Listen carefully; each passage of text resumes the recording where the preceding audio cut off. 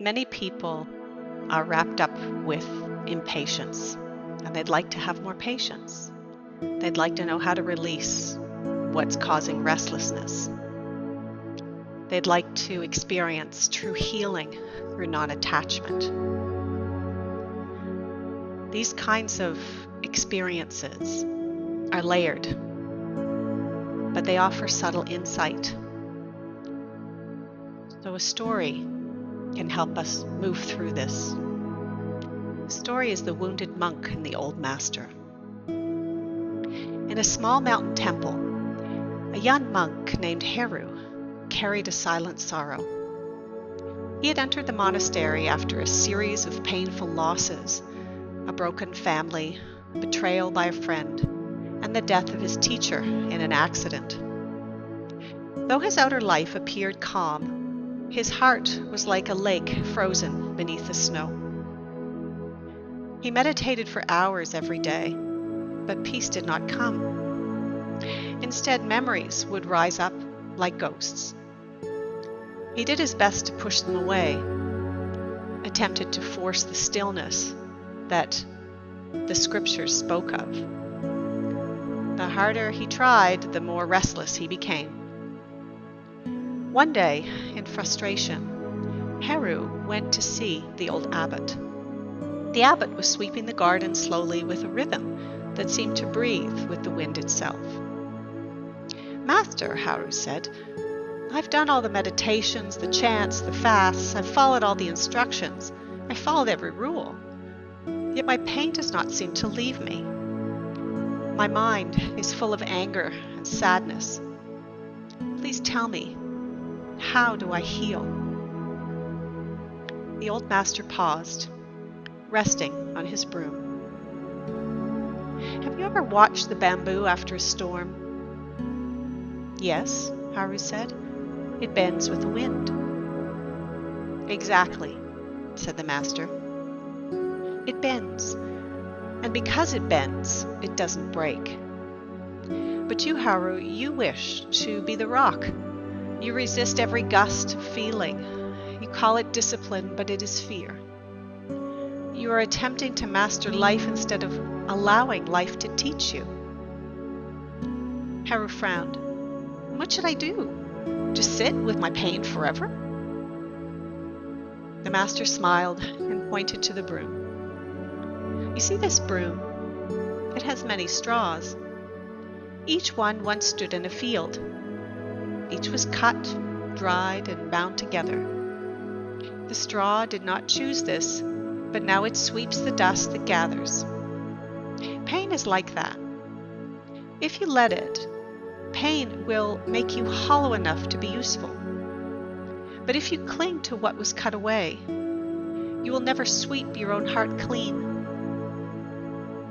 Still puzzled, Heru bowed and went back to his meditation. Days passed.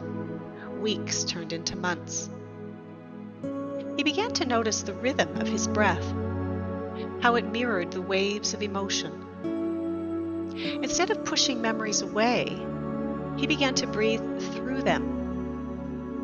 When grief came, he bowed to it as if it were his teacher.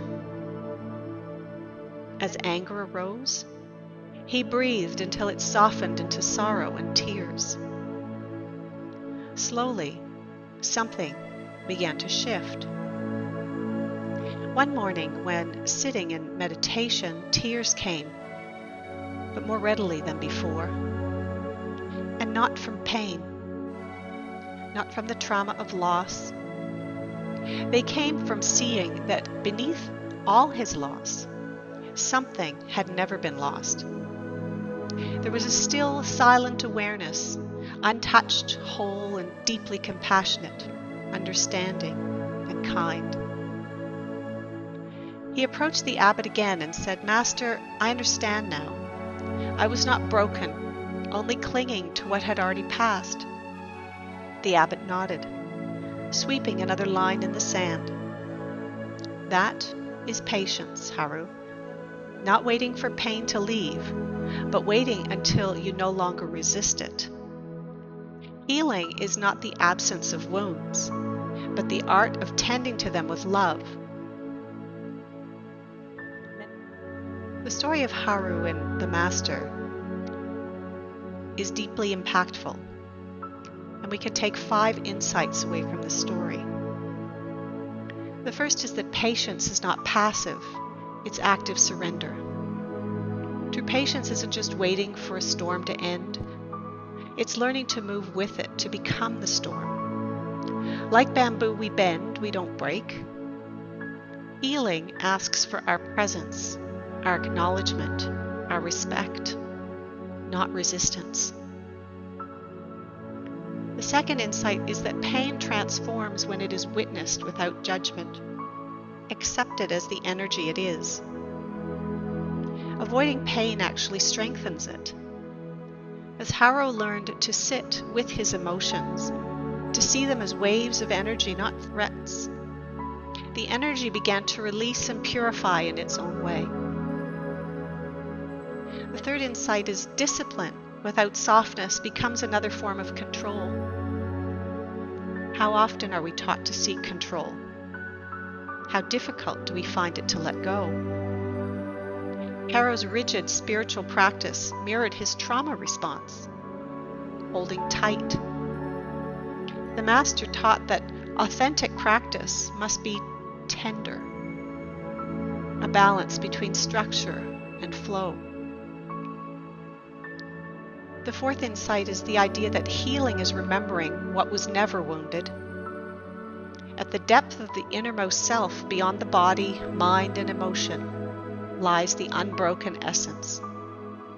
Trauma hides it, but cannot destroy it. Patience reveals the eternal self. It happens when we peel the layers of the onion, the layers of emotion. And the fifth insight is the work is not to get over the past or get through the difficulty, but to integrate the wisdom it brings. Healing is not about erasing pain or rushing through it or denying it. It's about weaving it into wisdom. As we breathe through what was once resisted, even our sorrow becomes sacred, a broom sweeping the inner heart clean. And so, dear friends, do not strive to be untouched by life. Let life touch you deeply, even if your heart has been broken. That is what allows the light to get in, and also to reveal itself from within. You will find what truly cannot be touched